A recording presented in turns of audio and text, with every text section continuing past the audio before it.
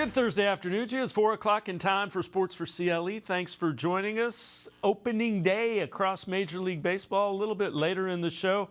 Paul Hoynes from the Plain Dealer as well as cleveland.com. Guardians beat reporter will join us from Seattle, where the Guardians are getting set to open up the season against the Mariners. We begin, though, by talking Browns. Sources tell us that the Browns met with a defensive tackle from the Florida Gators, Garvin Dexter, and this is from Noah Weiskopf tweeting this out, told that they met at the Combine as well, had a formal interview with Dexter in Indianapolis, plan to get together with him as one of their 30 draft-eligible meetings that they can have. So some interest in Florida Gators defensive tackle Garvin Dexter. Let's welcome in Tim Bielik from the Plain Dealer, cleveland.com. Tim, it's not a surprise because defensive tackle, defensive end, still areas you expect the Browns to add in the draft. Yeah, definitely. And if you're looking at a guy who could be available potentially at 74, Garvin Dexter might be that guy. He kind of fits a lot of the Andrew Berry trademarks of guys he goes for. He goes for younger players. I mean, this is a guy who's a third-year sophomore in Garvin Dexter, and entering the NFL draft, tested out really well his athletic metrics, even just looking at the numbers. A 10-yard split of 1.7 seconds, great explosive numbers. Actually, a pretty above average 3-cone, which tells you there's mobility there. About 6'5.5", 310 pounds. So it's a different body type than the Browns really have at defensive tackle. I've talked before about how they need to get bigger bodies kind of at that position. Dexter is an interesting, physical presence there, and he certainly has the frame, I would think, based on the fact he's 6'5.5", to potentially add even more. I think the concerns with Dexter kind of come from, how does he anticipate the snap? Can he get in there right away and have an impact as far as, in the play? Is his motor, where it needs to be for a defensive tackle? I think if you're looking for a guy, though, who you can kind of rotate in, maybe develop as a defensive tackle starter, he's an option, especially if a guy like Wisconsin's Keanu Benton, who is certainly a favorite on Brown's Twitter as far as, defensive tackle options. If he's not available at 74, Dexter certainly has an interesting fit with the Browns and makes a lot of sense there. Now, you like another defensive lineman from Wisconsin. You've written an article about Nick Herbig. Tell me what you like about him, what you think of Herbig. Well, I wrote about, he was, as we'll talk about my 4-pick mock draft later on in the show, but he was my guy at pick number 74 for the Browns. He's a very interesting player to me. He's kind of a hybrid type, not quite, maybe more so like very different than what Jeremiah Owusu-Koramoah was. Owusu-Koramoah was a linebacker safety hybrid. Herbig is kind of a linebacker edge hybrid. And what I think hurts him going into the draft cycle is no one's sure what positions he's going to play. He played at 228 pounds at Wisconsin, was kind of a 3-4 outside linebacker, as an edge rusher type, had tremendous production. I think it was like 20 sacks, 30 tackles for a loss in his last 2 seasons at Wisconsin. So he put up very good numbers there. Actually, last season, 11 sacks, 15.5 tackles for loss. So he's productive. He's athletic.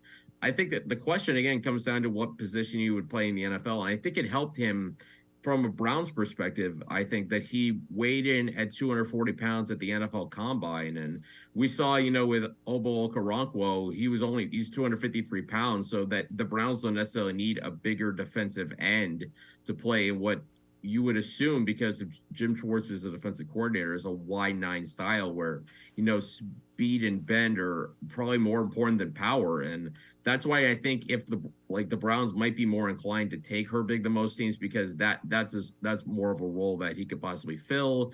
I know there's talk about, maybe he's an off-ball linebacker, but I think right now his skills best served, being an edge rusher. It's a question of, whether, those people who do sports science and can chart projections as far as physical growth go, can he get in the 250s?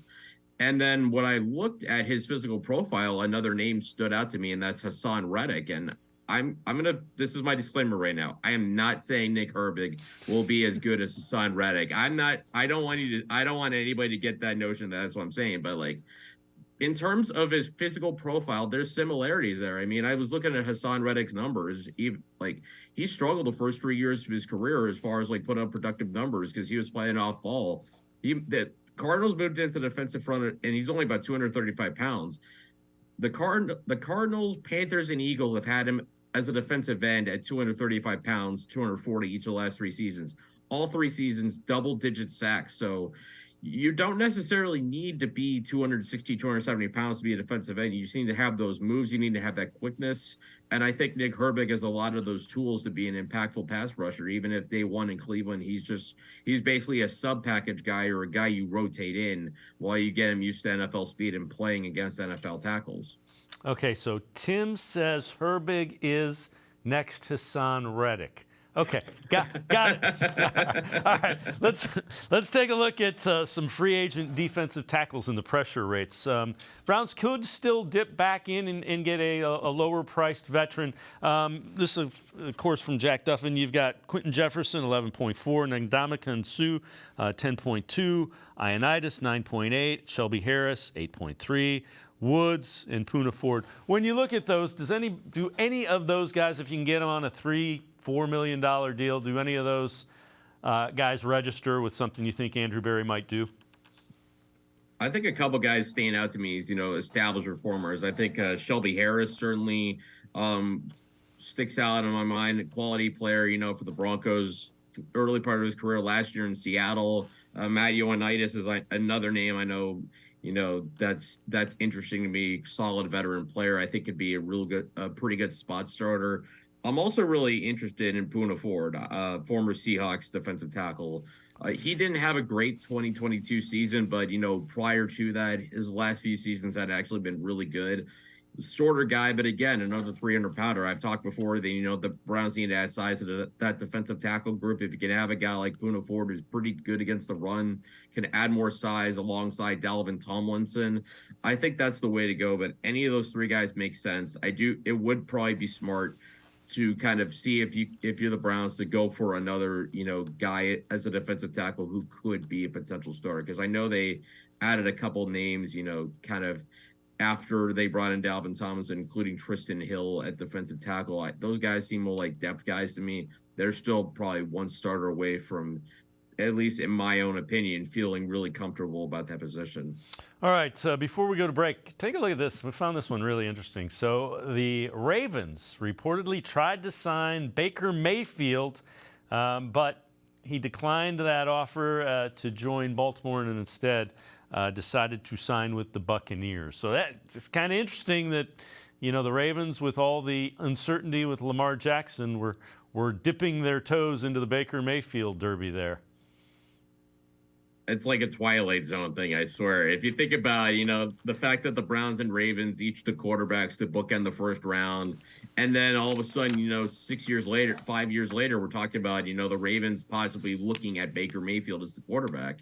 As an option, maybe to at least compete with Tyler Huntley at quarterback, tells you kind of how far off the rails this Lamar Jackson thing has gone. And it's still surprising we've gone this far, that, there still seems to be no traction for what's going on. No one seems like they know what's going on exactly as far as where this is going to end up. It's just kind of a mess. But if everybody thought it was kind of weird that, Baker Mayfield, started week 1 against the Browns when he was with the Panthers, it would probably be 10 times weirder if, say, the Ravens came to Cleveland one day and Baker Mayfield was the starting quarterback. I mean, could you just imagine the environment and the atmosphere going to the game? I mean, it would be just absolutely insane. Now, granted, it'd be great theater, it'd be great drama for everybody to watch, but it would feel so weird and almost surreal in a way. Tim Bielik from the Plain Dealer, cleveland.com, and I are going to step aside, take a quick timeout. Other side of the break, take a look at some interesting numbers relative to the Browns' defensive secondary. Sports4CLE, I'll be right back. Stay with us. Come back to go forward. Back to learning new things. Back to pursuing your dreams. Tri-C has flexible learning options to fit your life. And every year, more than 1,000 local companies provide Tri-C students with real-world learning. The right education can boost your lifetime earning power by hundreds of thousands of dollars. Start now with a college education you can afford. Tri-C, where futures begin. The Great Lakes Collectors Convention, presented by Greenie Sports Cards, takes over the Fieldhouse in Independence, Ohio, where the passions of sports fans, collectors, and sports talk enthusiasts collide. 50,000 square feet of ball card bliss. Hundreds of display tables. Card Shop Live Theater with interactive appearances from the region's most notable sports media. Great cards, great location, great show. Tickets on sale now at greeniesportscards.com. The Ohio Lottery Partners in Education program recognizes role model students and teachers from across Ohio. Nominations can now be done completely online. To nominate a deserving teacher or student, go to ohiolottery.com. In the About section, find Partners in Education. There you will find links to the nomination forms. Students kindergarten through 12th grade can be academic all-stars. Teachers can be honored as a Teacher of the Month. The Ohio Lottery Partners in Education, where stars shine.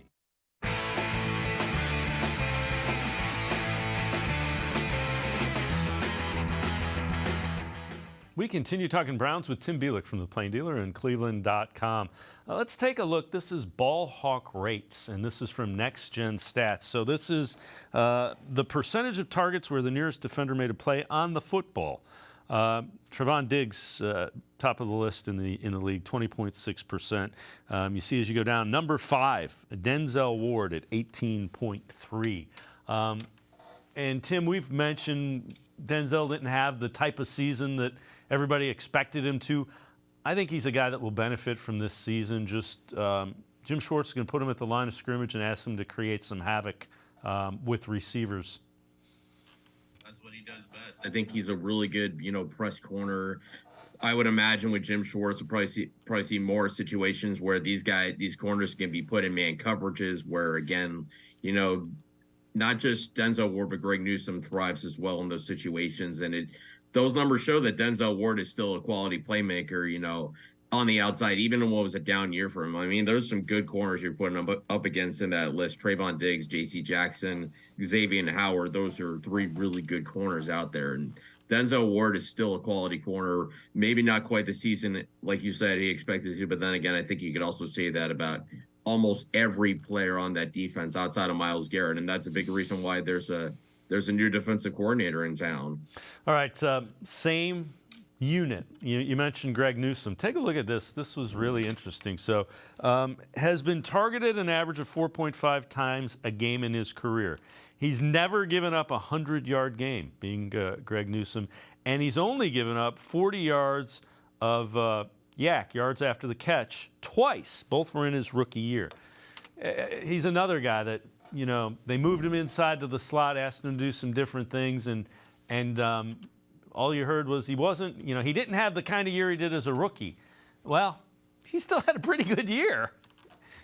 Yeah, I think we forget, just how good he was as a rookie. I mean, how often have we talked about, seeing rookie corners just get, thrown into the fire because teams will relentlessly target those rookie corners just to test them. And, the fact that Newsome held up well in coverage, as those numbers indicate, tells you that he's done a pretty good job as far as, covering receivers. The only thing he really hasn't done is take the football away. I believe no interceptions in his career through 2 seasons, which you really don't want to see out of corner, but pretty much everything else Newsome has done well. And that bodes well for the future of the secondary. I mean, he's going into his 3rd season. Certainly, if they decide it's going to be interesting to see what the future of that corner position is going to be with him, with Denzel Ward, with Martin Emerson. You got 3 guys who can play on the outside, but you can really only have 2 outside corners. One of them has to play in the slot, so I'm interested in what's going to happen if Newsome's going to do it again this year, or if they're going to move Ward or Emerson inside, or if it's going to they're going to interchange and rotate. Someone's going to go inside in certain plays, someone's going to go outside of other plays and whatever. It's going to be fascinating to kind of see what that deployment looks like with Jim Schwartz in charge. Yeah, and you can be sure, again, Schwartz likes to make things difficult at the line of scrimmage, not only for the offensive line and to create pressure, but he doesn't want to allow receivers to get into their routes and get through things freely. So it's a more aggressive attacking style of defense. And I think that plays to the strengths of what the Browns have. Yeah, I've talked about it before. They have so many guys who are at their best when they have an attack mindset, where they go after, the offensive players and they try to be tone setters. And I felt like, with Joe Woods' defense, there were too many times where it was like they were waiting for things to come to them and then just make the tackle or try and make a play instead of being assertive and really trying to, control things. And that's where I thought, it was kind of a mismatch of scheme and personnel where I think, like you said, Jim Schwartz kind of a more attack-minded mindset, especially, when it comes to turning that defensive line loose. It should be a good fit for what the Browns have on this defense and what Andrew Berry has built on that side of the football. All right, let's take a look at this. This is from the 33rdteam.com. Those are former NFL executives, guys that have worked in the league. Teams that could go from worst to first in 2023. They list the Bears, the Browns, the Broncos, and the Jets. Now, the Browns, they say, Browns will have embattled quarterback Deshaun Watson available all season, and it will be his second year in Coach Kevin Stefanski's offense. The Bears and Broncos are hot choices. Justin Fields, I get it. Sean Payton. The Jets, you've got Aaron Rodgers likely going there. The Browns are the one that make the most sense. The biggest challenge will be the Bengals are in that division. The other thing about it, though, is quarterbacks seem to have their best years in Kevin Stefanski's offense. Jacoby Brissett did. Baker Mayfield did. Kirk Cousins did.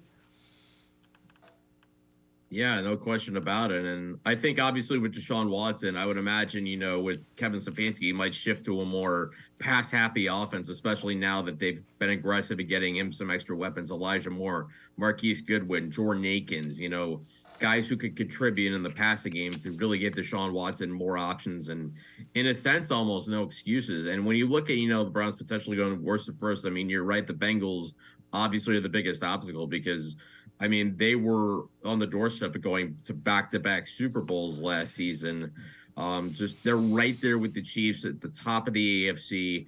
But in a way, because of what the Browns have in the secondary, they're also the team that best matches up with the Bengals. And, it took Joe Burrow 5 tries to beat the Browns in his career. So far, they've done a good job against him. And when you look at the rest of the AFC North, the margin isn't really that significant, I don't think, between number 1 and number 4. All those teams are pretty close. It comes down, I think, in my opinion, to what we saw last season was the defense and special teams lost them a lot of games. Certainly, if those units are more kind of league average, we're talking about maybe the Browns being a 9-8 football team instead of a team that finished in last place. They were out of the playoff mix pretty much at Christmas Eve with that loss to the Saints. And now that they've gone and really reinforced the defense, they've done some good things for special teams, bringing in Bubba Ventrone to be the special teams coordinator. Those are areas that they've clearly addressed and have tried to improve. And now it's on those units to do their job. And Deshaun Watson has got to start looking like, if Deshaun Watson looks like Houston Deshaun Watson, the Browns could be right up there and certainly be challenging the Bengals for that AFC North title. Tim Bielik from the Plain Dealer and cleveland.com and I are going to take one more time out, other side of the break, turn our attention a little bit to the draft and the potential for trading up or down. Sports4CLE will be right back. Stay with us. Come back to go forward. Back to learning new things. Back to pursuing your dreams. Tri-C has flexible learning options to fit your life. And every year, more than 1,000 local companies provide Tri-C students with real-world learning. The right education can boost your lifetime earning power by hundreds of thousands of dollars. Start now with a college education you can afford. Tri-C, where futures begin. The Great Lakes Collectors Convention, presented by Greenie Sports Cards, takes over the Fieldhouse in Independence, Ohio, where the passions of sports fans, collectors, and sports talk enthusiasts collide. 50,000 square feet of ball card bliss. Hundreds of display tables. Card Shop Live Theater with interactive appearances from the region's most notable sports media. Great cards, great location, great show. Tickets on sale now at greeniesportscards.com. The Ohio Lottery Partners in Education program recognizes role model students and teachers from across Ohio. Nominations can now be done completely online. To nominate a deserving teacher or student, go to ohiolottery.com. In the About section, find Partners in Education. There you will find links to the nomination forms. Students kindergarten through 12th grade can be academic all-stars. Teachers can be honored as a Teacher of the Month. The Ohio Lottery, partners in education, where stars shine.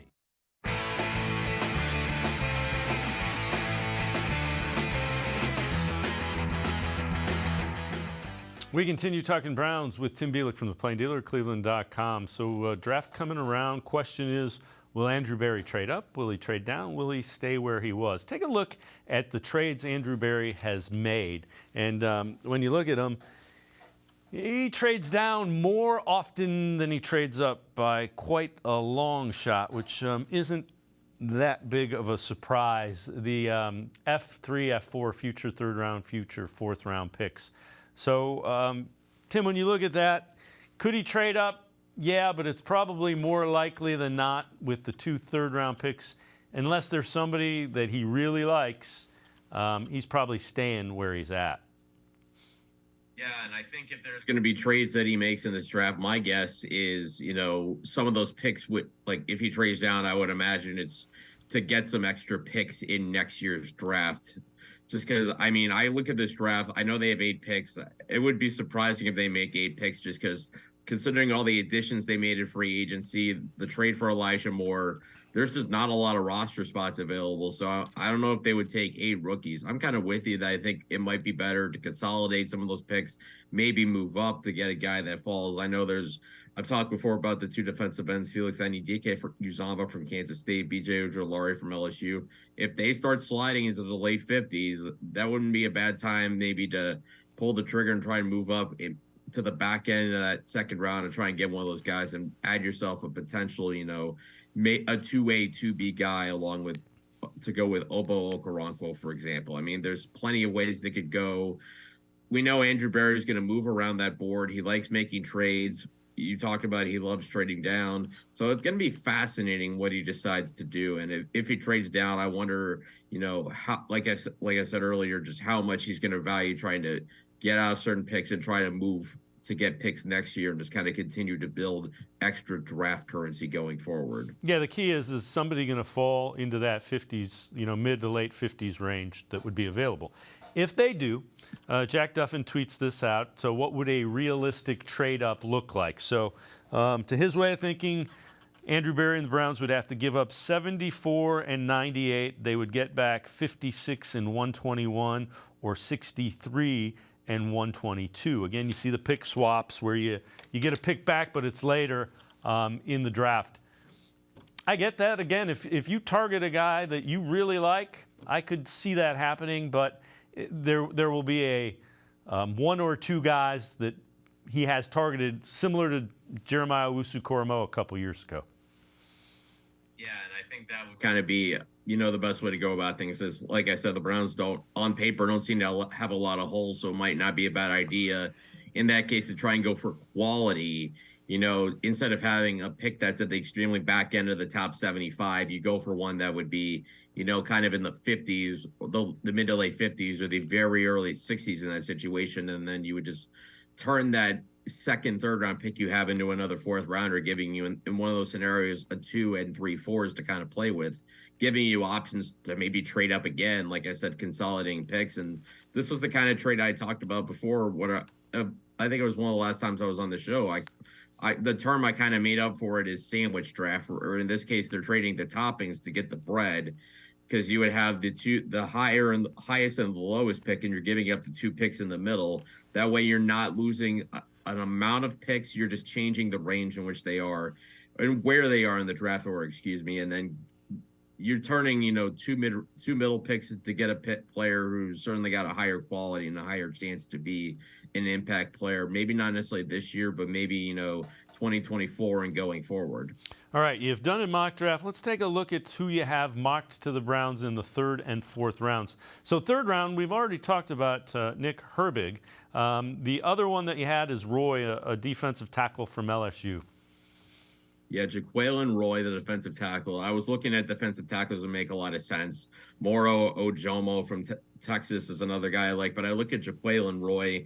Guy's got a really good size for the position, 6'3", 305 pounds, another underclassman going into the draft early. I've talked before, about how much Andrew Berry loves those younger draft prospects. That's why I gotta have my eye on this guy. Maybe he wouldn't be there necessarily in 98, but stranger things have happened. Maybe he would go in the 80s or in the earlier 90s. What I like about Roy is he's a big guy and he knows how to use it well. He's tough to block one-on-one, does well in run-stop situations. Where the concern comes from is took a step back last year as far as, the splash plays go, the tackles for losses, the sacks. I think that kind of had more to do maybe in the role he was playing as maybe more of a space eater role as opposed to a playmaking role. Maybe coming into a 4-3 base alongside Dalvin Tomlinson, maybe it's a chance for him to make more of those plays. But right now, what you have is a guy who's got a good motor and can stop the run. And as we saw last year with the Browns, stopping the run was a major issue, and they helped that out with getting Dalvin Tomlinson.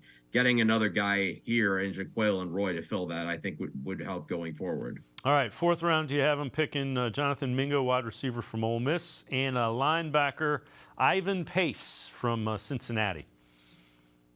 Yeah, I know. If anybody read my mock draft, you're thinking, why are the Browns taking another receiver? They just traded for Elijah Moore. They signed Marquise Goodwin. And I think the answer kind of lies in, I don't think you can have too many receivers. I keep thinking in my mind, what happened with Patrick Mahomes in the AFC Championship game. He kept losing receivers left and right. They had to go deep in the roster just to find enough pass catchers to put on the field in a certain situation. Now, with Jonathan Mingo, he's a guy that's got a great, very interesting build, 6'1", 220 pounds, tested incredibly well at the combine, a relative athletic score, 9.97 out of 10. So we're talking ultra athlete. Granted, he didn't do the agility drills, so we don't know what kind of quickness he has, his mobility, but what he is, he's just such a unique size speed combination player.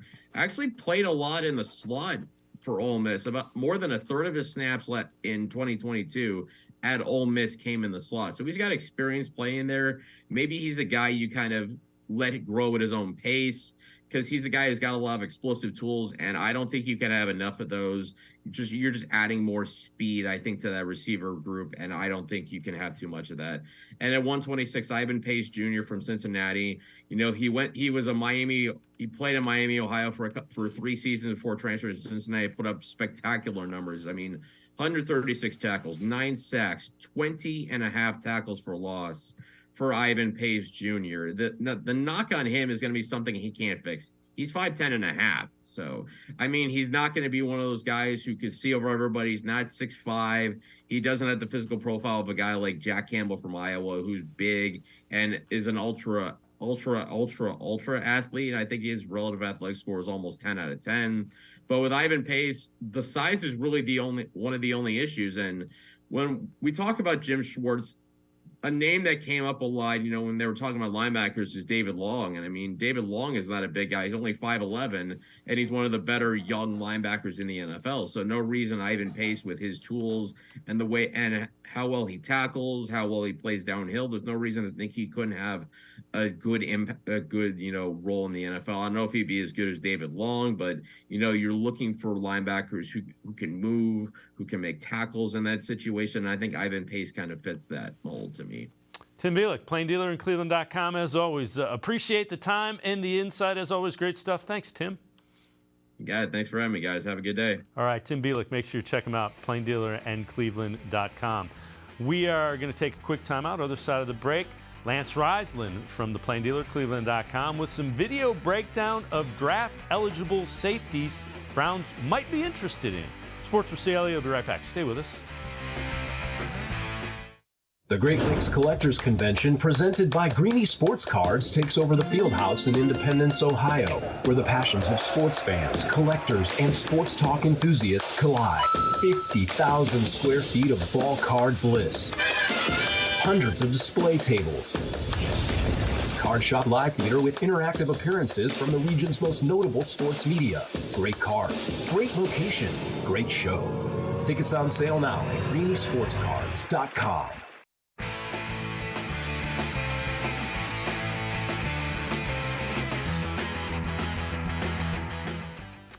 Sports4CLE continues.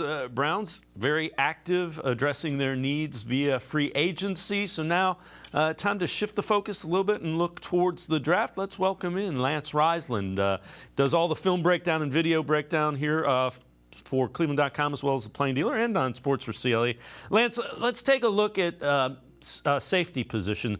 Browns went out and signed Juan Thornhill, young safety, but in Jim Schwartz's system, they're going to want some versatility. And again, these are guys that you think might be available and have an interest based on what the Browns are looking for.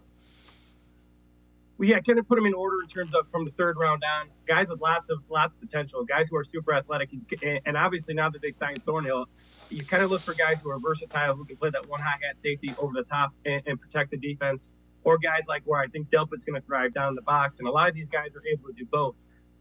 They got to be long, they got to be able to cover a lot of ground, they got to be really good tacklers. All these guys are really good tacklers. And we saw last year when the secondary doesn't tackle very well, you get those huge plays. And at times, offenses are going to make good plays, but you got to tackle them and keep them in front. And I think these guys can do that.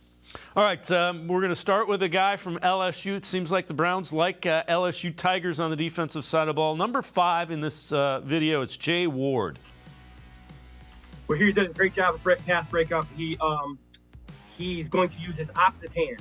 So what he does is use his opposite hand. We'll move on to here. This is covering 4 verticals, stays in front.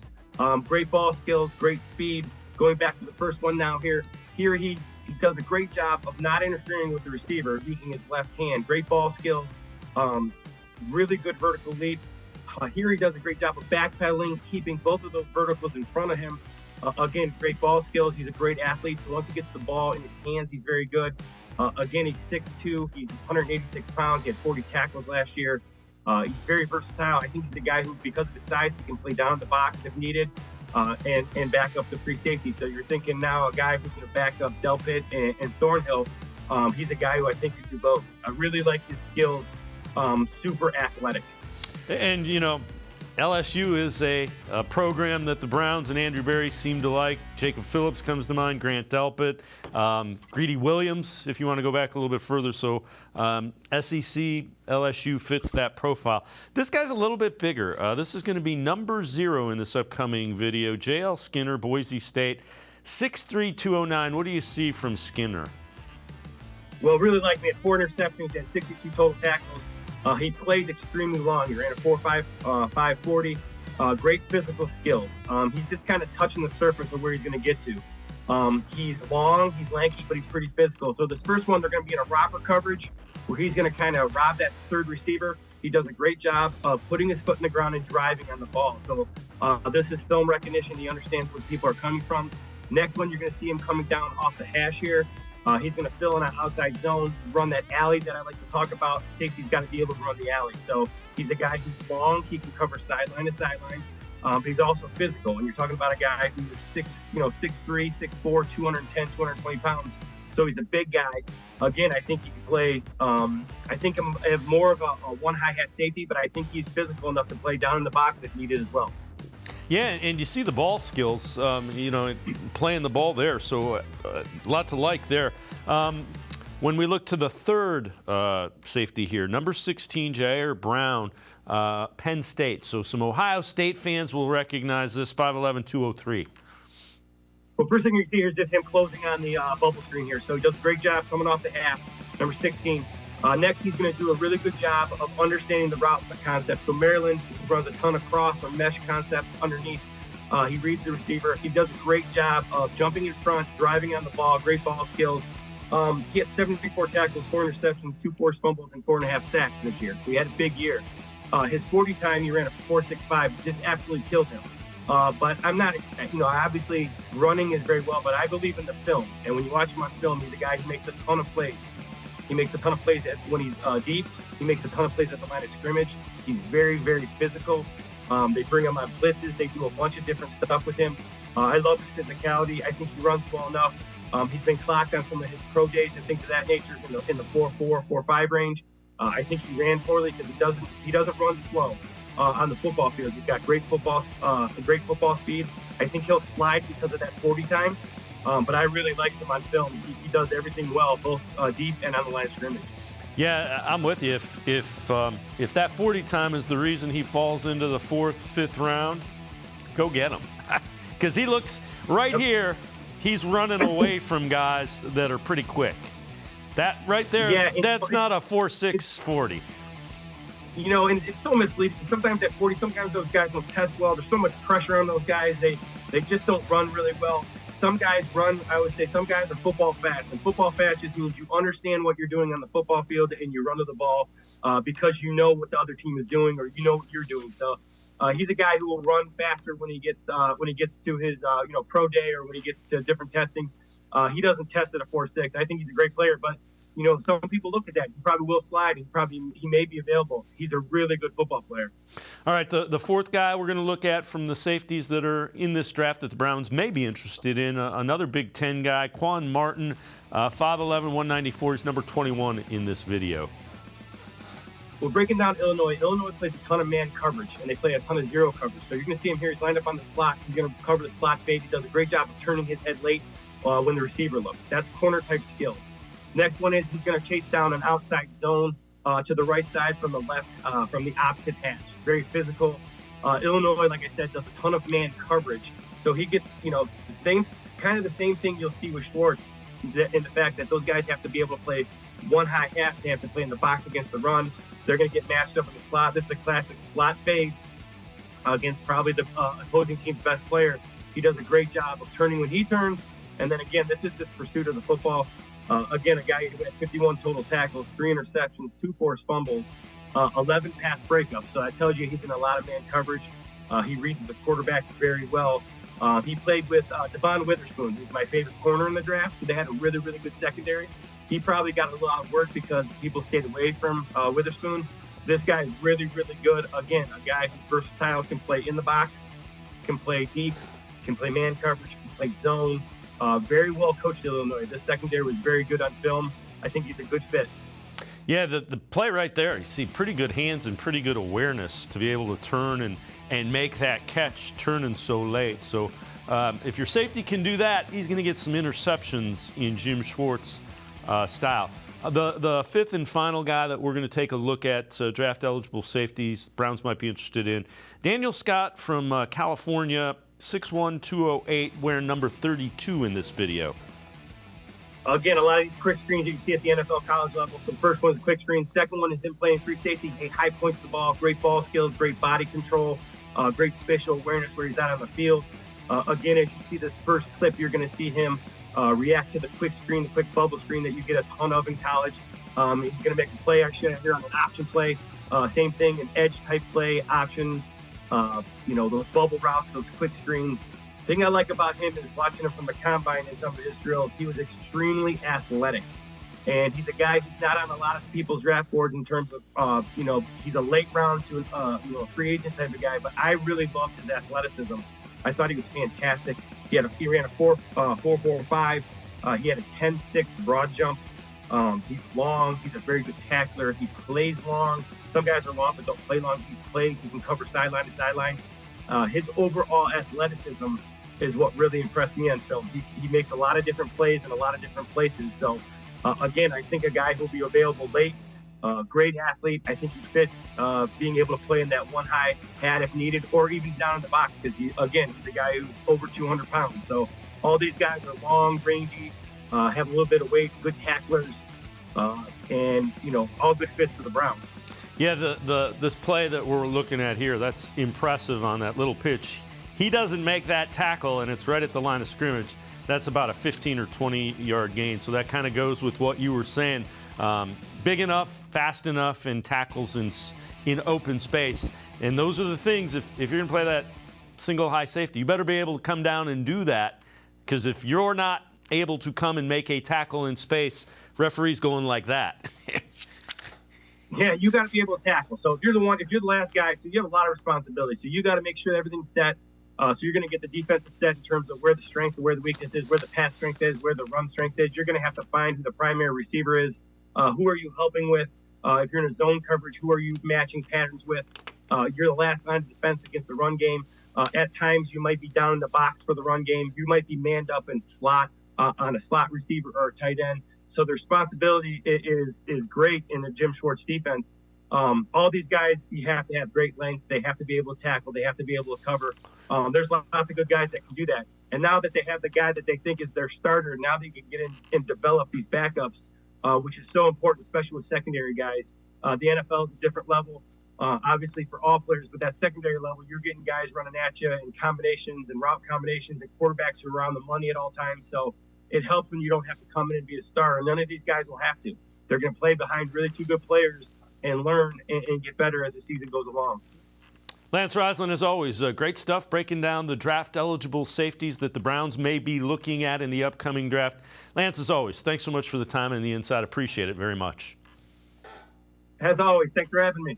Lance Reisland, make sure you check him out. Always really insightful film and video breakdown. Pages of the Plain Dealer as well as cleveland.com. We're going to step aside, take a quick time out. Sports for CLE. We'll be right back. Stay with us. The Ohio Lottery Partners in Education program recognizes role model students and teachers from across Ohio. Nominations can be done completely online. To nominate a deserving teacher or student, go to ohiolottery.com. In the About section, find Partners in Education. There you will find links to the nomination forms. Students kindergarten through 12th grade can be academic all-stars. Teachers can be honored as a Teacher of the Month. The Ohio Lottery Partners in Education, where stars shine. The Greater Cleveland Sports Hall of Fame celebrates the star athletes and notable sports figures who were born or have made their home in Greater Cleveland. It tells the story of discipline, commitment, perseverance, sportsmanship, and excellence in achievement. It encourages and inspires those who believe in sport and its direct impact on the well-being of our community. Go to clevelandsportshall.com or follow us on Twitter at GCLE Sports HOF for more details.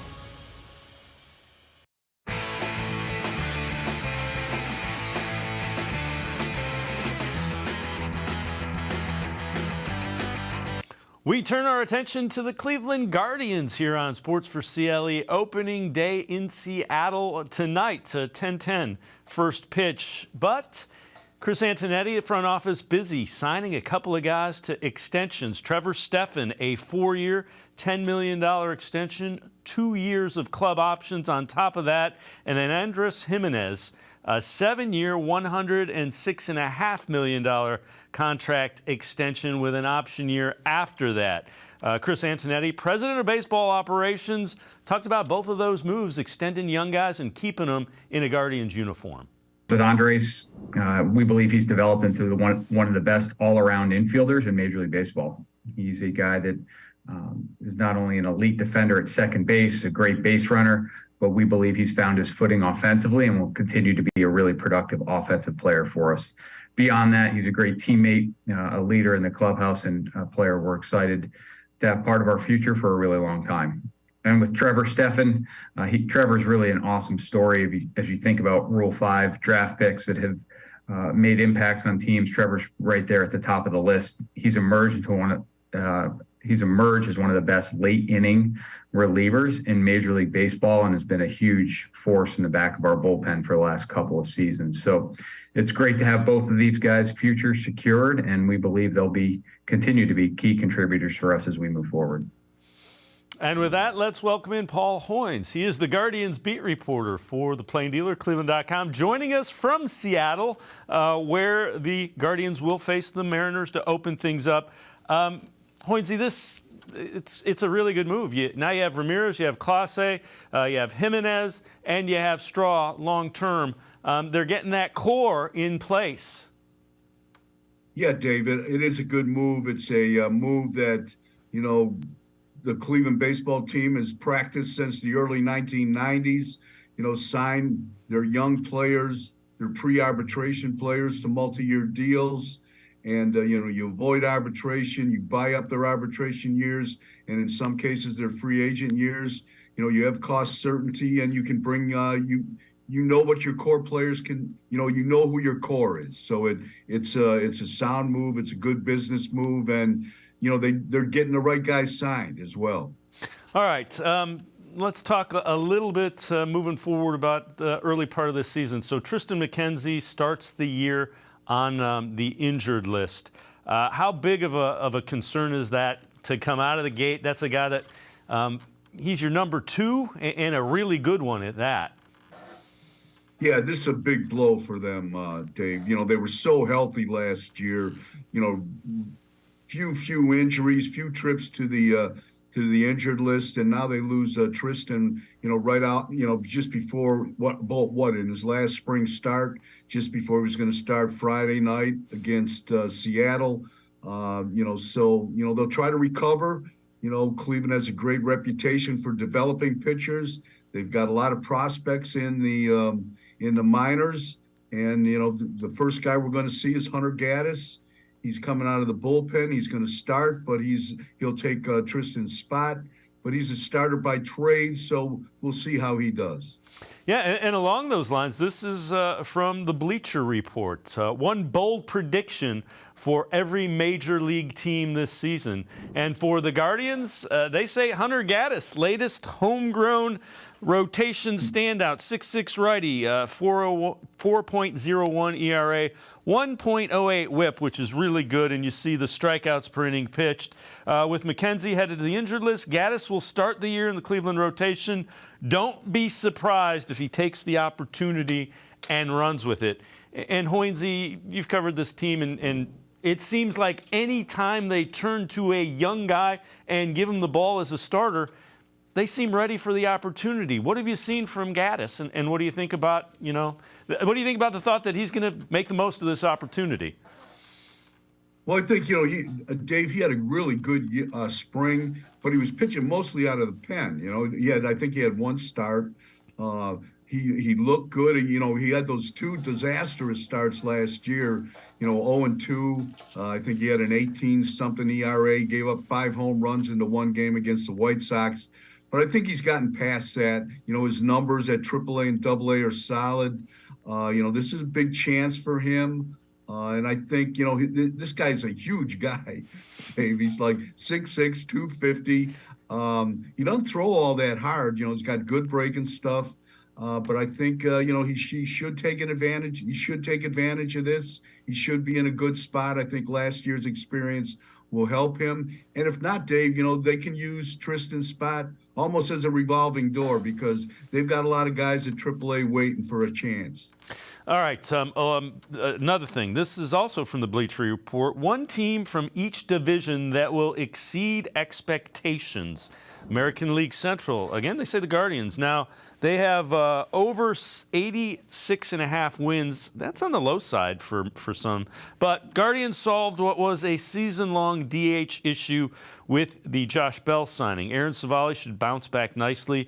What his peripherals suggest was a brutally unlucky 4.92 ERA a season ago. He is a solid 4th starter. If Bell provides some slugging for a team that had very little of it last year, 90 wins and another division title will be well within grasps.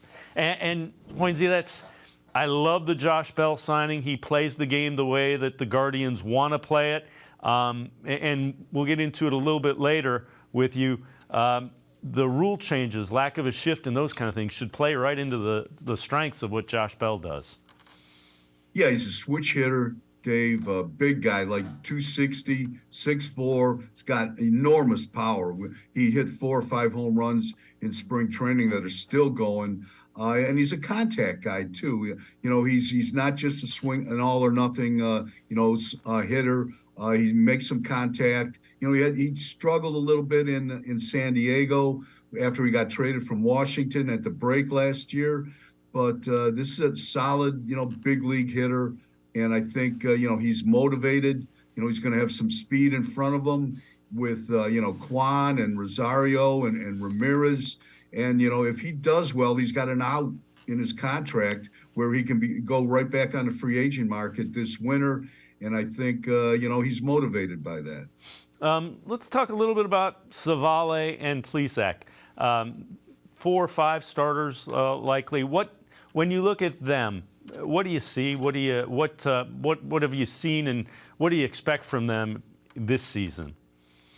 Savale's got to stay healthy, Dave. I mean, he's for 2 years he's had the nagging injuries. 2 years ago he was on the way to the All-Star game and he tore a tendon in the middle finger of his right hand. Then last year he had the glute injury, the wrist injury, the elbow injury. If he stays healthy, I think he'll be just fine. He's had a strong camp. He 4 2/3 innings his last time out. Plesac, he's following. He kind of started rough in spring training. He's getting better. He stayed back in Goodyear to make a minor league start on Wednesday, and he'll be ready to start the first game in Oakland on April 3rd. To continue this road trip. Paul Hoynes and I, Guardians beat reporter for the Plain Dealer, cleveland.com. Going to step aside, take a quick timeout. Other side of the break, we'll hear what Chris Antonetti's expectations are for the season. We'll ask Paul what his expectations are for the Guardians season. Opening day, Guardians will get it underway on the West Coast in Seattle. Sports4CLE talking Guardians. When we return, stay with us.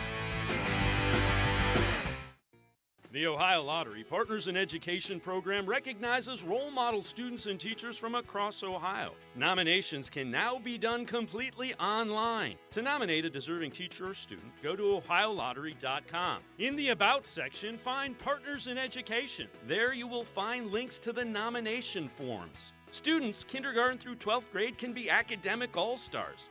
Teachers can be honored as a Teacher of the Month. The Ohio Lottery Partners in Education, where stars shine. The Greater Cleveland Sports Hall of Fame celebrates the star athletes and notable sports figures who were born or have made their home in Greater Cleveland. It tells the story of discipline, commitment, perseverance, sportsmanship, and excellence in achievement. It encourages and inspires those who believe in sport and its direct impact on the well-being of our community. Go to clevelandsportshall.com or follow us on Twitter at GCLE Sports HOF for more details.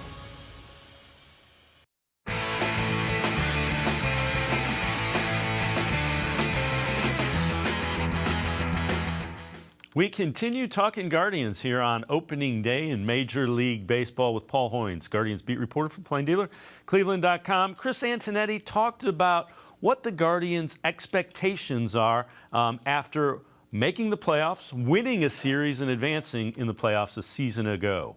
Try to approach each game and be one run better than the other team. And if we play the way we're capable of playing enough times over the course of the season and are able to, stay healthy and have some things go our way, hopefully at the end of the year, that'll be good enough to allow us another chance to get to the postseason and then try to win the World Series. So I know a lot of things need to come together to make that a reality, but what we try to do is control what we can. And that's the work and effort we put in each day to prepare for a game and then go out and try to perform. And we've got an extraordinary leadership group with Tito and our coaching staff and our player leaders that have that similar mindset. And hopefully that can carry us through the season and lead to some fun moments along the way.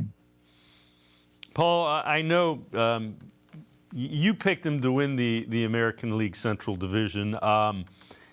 Certainly they have to be considered one of, if not the favorites. Just your thoughts on how they're approaching this. Terry Francona has said, we have to build on, last year was great. We got to take it the next step. Yeah, Francona has said, we just don't want to be a feel-good story. One of those baseball feel-good stories that have the hot team in one year and then they disappear. They've got to use it last season as a springboard to get better. And I think they have a chance to win this division. Dave, they're not going to fool me again. I picked them to finish third last year with about 75 wins, and I'm still living that down. So I think they're the team to beat in the Central. I don't think they're going to win 92 games. I think it's going to be a little tougher that way. I think 88, 89 wins is more in the realm of possibility or reality, I should say. I just think the change in the schedule is, that might be a little difficult for them. Yeah, I agree. And what Paul's alluding to, instead of playing every team in your division 19 times, you play them 13 times. You spread those other games over the American League teams. You play every team in the National League as well. So you don't get as many games against Tigers, Royals, Twins, and the like. So I get where you're going with the win total. Let me ask you this. An under-the-radar guy that you think is a key. You know, you got to have Bieber, you got to have Ramirez. Who do you think holds the key to the Guardians achieving what they want to do? You know, I think, you know, to me, you know, I would think, you know, kind of an under the radar guy would be an Oscar Gonzalez. He is, you know, Dave, we saw him kind of burst on the scene last year. He played 91 games, showed some power, hit 290 something. But now we're going to see him over the course of a full season. We're going to see it in 500, 600 at bats. We're going to see how he handles the cold in April and May. You know, how he holds up for a full season in right field. You know, he's such an aggressive hitter, as Terry Francona has said, that, you know, sometimes that'll get him in trouble. He doesn't walk a lot, but, you know, they don't need him to walk a lot. They've got guys that can do that, but he's got to swing at strikes. He's got to stay in the strike zone. So to me, that's a key guy, because he's hitting down at the bottom, you know, in the second part of the lineup behind, you know, behind Josh Naylor. And, you know, he could give him some ambush power, some of that sneaky home run power, and that Francona really loves in the lineup. Yeah, I'm with you. The other guy, I think Josh Bell has to be what they think he can be. There have been national guys that have said Josh Bell could lead baseball in RBIs just based on who's hitting in front of him and the speed that's in front of him.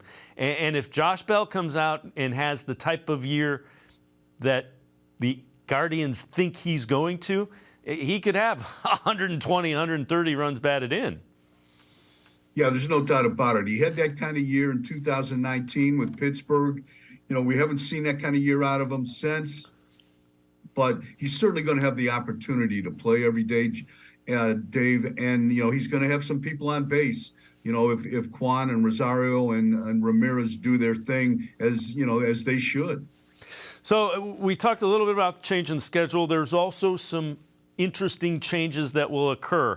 There'll be a pitch clock. The other thing, you can no longer shift, so you can't overload, you know, 3 fielders behind second or between second base and first base. They all have to be aligned properly. That kind of plays into the Guardian style. Chris Antonetti talked about the advantage the shift and Andres Jimenez's defense gives the Guardians. We think his defense at second base has been a competitive advantage for us under the old rules. And now with the new rules, we really believe that athleticism and range will be prioritized on infield positions, because obviously you can't shift in position players where we would have, or where we did over the last decade or so. So Andres' defense at second base, we believe, will continue to be an advantage for us. And we're excited to see how it will play out this year with the new rules. Paul, the other thing I would say is the rule changes are changing to the way the Guardians play the game. Yeah, there's no doubt about that, Dave. The two infielders have to stay on either side of second base until the pitch, is delivered.